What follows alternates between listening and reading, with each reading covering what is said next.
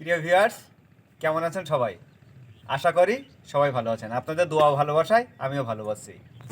আজকে আমি যে ব্যাপারে ভিডিও করব সেটা হলো বাইকে সবসময় সেফ ব্যবহার করা যাবে না যাবে না।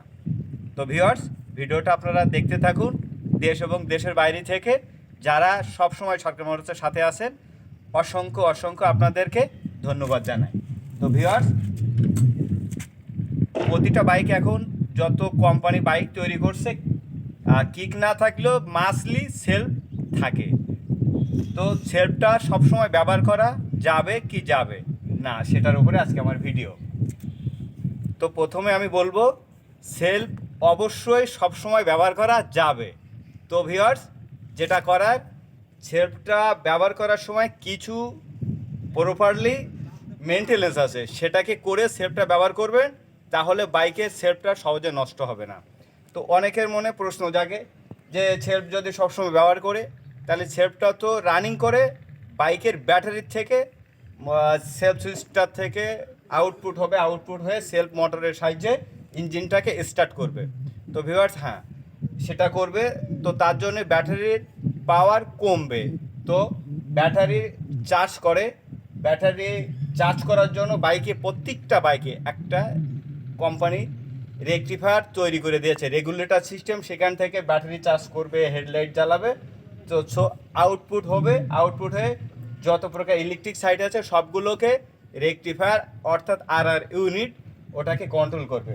তো ভিউয়ার্স, তো আরেকটা কাজ অবশ্যই করতে হবে, সেটা হচ্ছে বাইকটা ধরেন আপনি 12 ঘন্টা, 24 ঘন্টা বা 48 ঘন্টা বাইকটা স্টার্ট করলেন না, সেক্ষেত্রে যেটা করার, শুধুমাত্র এইটুকু করলে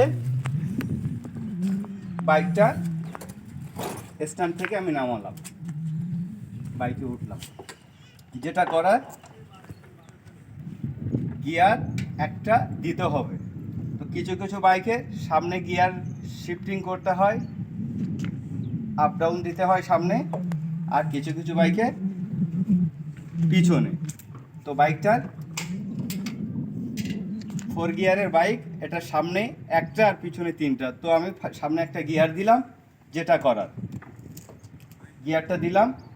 তবে যে বাইকগুলা স্টার্ট অনেকক্ষণ পরে করতে হয়, সেলফে স্টার্ট করব, সেই ক্ষেত্রে আমি যেটা করব, অন গিয়ারটা দিলাম, ছোট্ট করে সামনে এবং পিছে একটু আপার ডিপার করে নেব বাইকটা। তাহলে ভিউয়ার্স, যে ইঞ্জিনের ভিতরে যে পার্টসপাতি আছে, গিয়ার বক্স আছে, ইঞ্জিনের টাইমিং চেন আছে, ক্যাম আছে, রুকা রাম আছে, তো এগুলা কি হবে, এগুলো একটু নাড়া পাবে। তাহলে যখন আমরা বাইকটা স্টার্ট করবো, সেলফ সুইচ দিব, সেক্ষেত্রে আমাদের বাইকটা সহজে স্টার্ট নেবে। সেলফ মোটরে তখন মোটরে প্রেশার কম পড়বে। তো ভিউয়ার্স, সব সময়ের জন্য সেলফ দিতে পারবেন, কোনো প্রবলেম নেই, শুধুমাত্র সেলফটা দেওয়ার নিয়মটা মেনটেনেন্স করবেন। তো ভিউয়ার্স, সেলফটা প্রপারলি সঠিক নিয়মে সেলফ ব্যবহার করতে হয়, তার উপরে আমি অন্য একটা ভিডিও নিয়ে আসব।